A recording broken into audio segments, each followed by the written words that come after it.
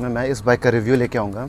जब मैं तिनसुकिया गया था, वहाँ से मैंने अराउंड 200 किलोमीटर इस बाइक को चलाया, तो मेरा वो राइडिंग एक्सपीरियंस कैसा था और इसके फीचर्स क्या है, वो सभी आपको इस वीडियो में जानने को मिलेगा। तो इस बाइक का नाम है शॉटगन 650।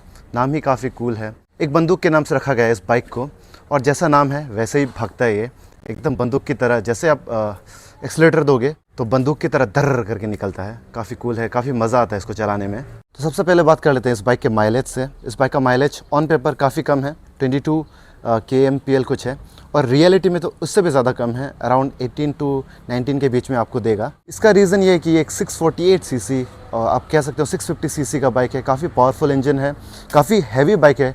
इस बाइक का वेट 240 kg है, जिसके वजह से माइलेज बहुत ही कम देता है। बट आप 650 सीसी के बाइक से ज़्यादा एक्सपेक्ट भी नहीं कर सकते। जो पुराने ज़माने में मारुति 800 आता था, उसका ही इंजन सीसी 800 सीसी का होता था। ये उसके बराबर का है ऑलमोस्ट। सोचिए, वो भी एक बाइक में एक कार जितना पावर, तो पेट्रोल तो खाएगा ही। ये 4 stroke air cooled SOHC engine के साथ आता है। ये बाइक पावर जनरेट करता है 47.65 PS at 7250 RPM। Maximum torque है इसका 52 Nm at 5250 RPM। Front and rear दोनों ब्रेक्स डिस्क है। बॉडी टाइप इसको कैफे रेसर बोल सकते हो, बॉबर बोल सकते हो, बट मुझे काइंडली ये बॉबर, ना ही बॉबर लगता है ना ही कैफे रेसर लगता है। कंपनी वाले बस ऐसा क्लेम करते हैं। मुझे ये काफ़ी हद तक क्लासिक 350 सुपर मिट्योर दोनों का मिक्सचर लगता है, और थोड़ा थोड़ा मिलता जुलता है कॉन्टिनेंटल GT से। सभी का जो खूबसूरती को एक ही बाइक में डाल दिया गया है, जिसके वजह से इस बाइक ने मुझे अट्रैक्ट किया है। ये आता है डुअल चैनल ABS के साथ। इसमें LED टेल लाइट है, स्पीडोमीटर है एनालॉग, ऑडोमीटर है एनालॉग, ट्रिप मीटर है डिजिटल, टैकोमीटर है डिजिटल। जैसे इस बाइक का बैटरी लो होगा, ये आपको अलर्ट करेगा कि आपका बैटरी लो है करके। इसका फ्रंट टायर का साइज़ है 100/90 18 इंचेस, रियर टायर का साइज़ है 130/70 18 इंच का। मैंने इस बाइक को चलाया है 260 किलोमीटर्स, और मेरा एक्सपीरियंस कैसा था 260 किलोमीटर्स का मैं बताता हूँ आप लोगों को। उस हिसाब से मैं बताऊँगा डिसएडवांटेजेस और एडवांटेजेस। तो मैं शुरुआत करता हूँ डिसएडवांटेजेस से। ये काफ़ी हैवी इंजन बाइक है, तो जब ये बाइक स्टार्ट होता है तो इंजन बहुत गर्म होने की वजह से आपका पिछवाड़ा गर्म होगा। स्पेशली समर के टाइम में आपको और गर्मी लगेगी, बट थोड़ा काइंड ऑफ मसाज भी कर देता है वो इनडायरेक्टली। और जो इसका सीट है ये काफ़ी लंबा है, तो मेरा बॉडी वही ग्रेट खली टाइप वाला है। ऊपर से थोड़ा मैं हैवी हूँ, बट नीचे से मेरा पतला हो जाता है।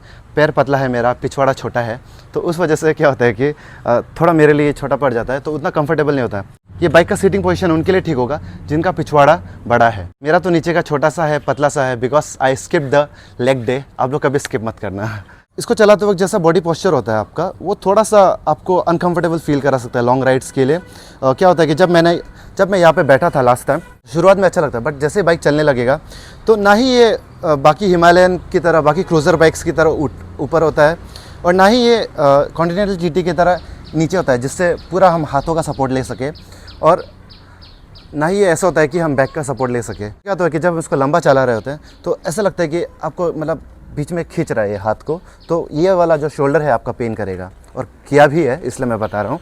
अगर आपको रॉयल एनफील्ड के बाइक में बेस्ट राइडिंग पोस्चर वाला बाइक चाहिए तो आप क्लासिक 350 या फिर हिमालयन ले सकते हो। जो LED हेडलाइट्स है मुझे रात के टाइम में थोड़ा वीक लगा। इवन मैंने अपना वाइज़र भी खोला था हेलमेट का, वाइज़र मेरा ब्लैक कलर का है, उसको खोलने के बाद भी मुझे बहुत ही वीक लगा लाइट, स्पेशली अपर वाला।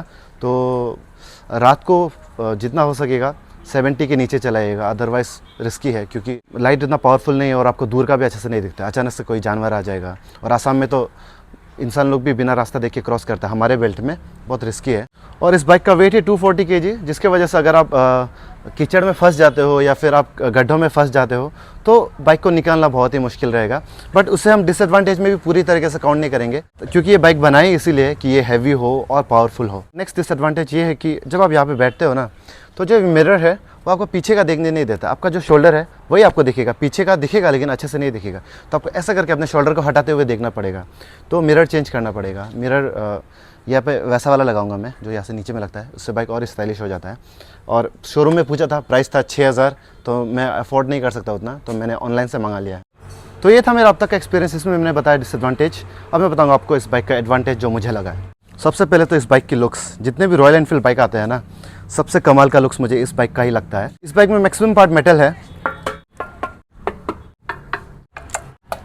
सब मेटल है, तो बहुत ही ज़्यादा आपको एक प्रीमियम वाला फील देता है। स्पेशली ये कलर, ये बहुत ही ज़्यादा प्रीमियम फील कराता है और आपको ऐसा लगने नहीं देता कि आप 4 लाख का बाइक चला रहे हो। मैं बोल रहा हूँ अगर ये कावासाकी या फिर हार्ली डेविडसन का बाइक होता तो सेम इंजन सीसी के साथ, सेम फीचर्स के साथ ये कम से कम 7-8 लाख का तो ज़रूर हो जाता।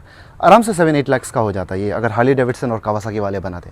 बट रॉयल एनफील्ड को हमारे इंडियन मार्केट की बहुत बड़ी है, उनको हमारी फ़िक्र है, मैन्युफैक्चर सब यहीं पे होता है। हम ऐसा बोल सकते हैं कि रॉयल एनफील्ड वाले कस्टमर के लिए ज़्यादा सोचते हैं। कावासाकी में भी लास्ट टाइम गया था तो बाइक ले लेने के बाद उसमें आपको फर्स्ट सर्विसिंग तक भी फ्री में नहीं मिलता है, सेकंड, थर्ड, फोर्थ तो छोड़ ही दो, इसमें चारों फर्स्ट सर्विसिंग आपको फ्री में मिलेंगे। और रॉयल एनफील्ड का बाकी बाइक्स का मुझे पता नहीं, लेकिन जो मैंने 350 सीसी का रॉयल एनफील्ड लिया था 2018 में, क्लासिक 350, वो बहुत हैंडल वाइब्रेट करता था। मैंने सुनने में आया कि आजकल का जो 350 है वो भी वाइब्रेट नहीं करता है, ये भी बिल्कुल भी वाइब्रेट नहीं करता है। और इस बाइक की हैवीनेस के कारण ये बाइक, जितने भी आप बड़े बड़े गड्ढों से जाओगे ना, ये बाइक हिलेगा नहीं।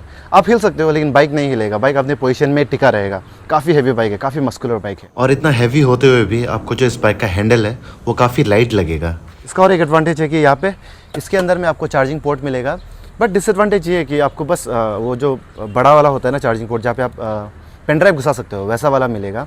तो आईफोन वालों के लिए थोड़ा बैड न्यूज़ है, एंड्रॉयड वालों के लिए गुड न्यूज़ है। और मुझे इस बाइक का बेस्ट पार्ट ये लगा कि एक रॉयल एनफील्ड का ऐप आता है, उस ऐप से आप इसको कनेक्ट करोगे और ब्लूटूथ कनेक्ट करोगे। उसके बाद आप उस ऐप में मैप खोलोगे और मैप का लोकेशन टाइप करोगे। जैसे कि आपको मान लीजिए पासीघाट से जाना ईटानगर की ओर, तो मैप खोल दीजिए, ऑटोमेटिकली आप स्क्रीन में शो करेगा और आप फ़ोन को पॉकेट में रख के भी आराम से इसी स्क्रीन में आप देखते हुए मैप यूज़ कर सकते हो। और आप लोग चिंता मत कीजिए, इस बाइक का भी राइड मैं आप लोगों को कराऊंगा। बट राइड कराने से पहले मैं आप सबको एक वार्निंग दे दूं, सिंस ये रॉयल एनफील्ड का बाइक बहुत ही प्रीमियम होता है, तो इस बाइक के साथ छेड़छाड़ ज़्यादा मत कीजिएगा। आप मॉडिफाई करवाओगे, मान लीजिए आपने टंकी को उठा लिया ऊपर, पीछे से जो भी करवा लिया, एक तो उसका पार्ट्स बहुत दाम होता है।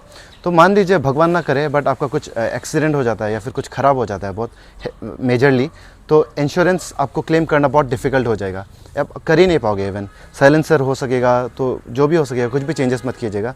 आप मिरर खोल के चला सकते हो, मिरर ये नीचे लगा सकते हो, ये सब जो ऊपर से अटैच्ड होता है उस पार्ट को छोड़ के बाइक में कुछ अलग मॉडिफिकेशंस मत लाइएगा। हो सकेगा तो इलेक्ट्रिक चीज़ों के साथ भी छेड़छाड़ मत कीजिएगा, जैसे कोई करता है यहाँ पे लाइट लगा देता है, तो वो सब भी मत करना। इलेक्ट्रिक चीज़ों के साथ भी छेड़छाड़ मत करना। तो चलिए चलते हैं राइड पे। तो अभी भी रिसेंटली पापा ने इस बाइक को भी चलाया था, वो लेके गए थे, तो कैसा लगा था, एक्सपीरियंस कैसा लगा इस बाइक का? आजकल के बाइक और आपके ज़माने के बाइक में क्या डिफरेंस है? ये रुको, चला के कैसा लगा सिर्फ वो बता दो। चला के चला के अच्छा लगा। बहुत हैवी गाड़ी जो स्मूथ है, इसको अच्छा लगा है। और हम लोग का रॉयल एनफील्ड एक तो है, वो तो कपता है ज़्यादा ये होने से। 350 सीसी वाला ना, ये तो सोता बाइक जैसा स्मूथ लगता है, साउंड भी स्मूथ है। ओके, मज़ा है। और तो क्या बोलेगा, चलाने में बहुत मज़ा लगा हमको। Guys, always wear helmet.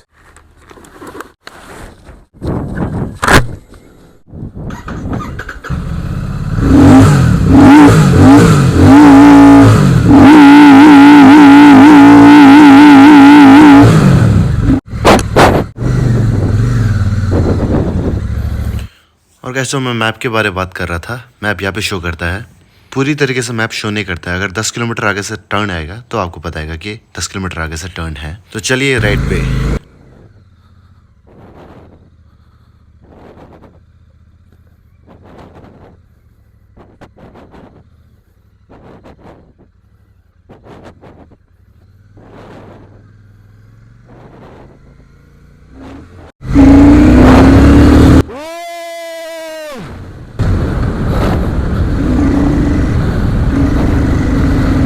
अभी मैं ऑलमोस्ट 100 के स्पीड में हूँ और हैंडल एकदम स्टिफ है। इसका हॉर्न काफ़ी वीक है, स्कूटी की तरह है, बावजूद इसके कि ये 650 सीसी का बाइक है और रॉयल एनफील्ड का प्रीमियम सेगमेंट का बाइक है।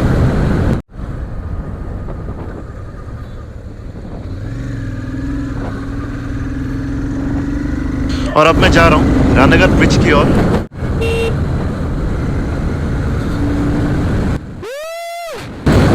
गैस मैं गोप्रो से वीडियो नहीं बना रहा हूँ, मैं बना रहा हूँ आईफोन से। अगर मैं 100 की स्पीड के ऊपर जाऊँगा तो फ़ोन गिर जाएगा, इसलिए मैं 100 के करीब चला रहा हूँ। कितना सुंदर व्यू है।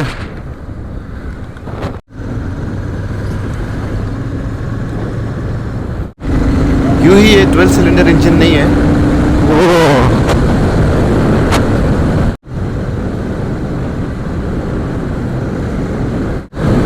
बाइक लिटरली हवा से बातें करती है गाइस।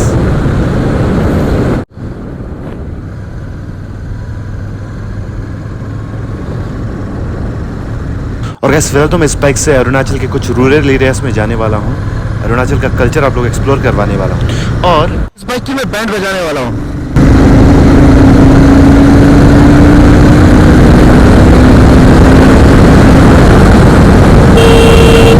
ये हॉर्न मुझे बहुत बेकार लगा, एकदम स्कूटी की तरह है, एकदम पुअर।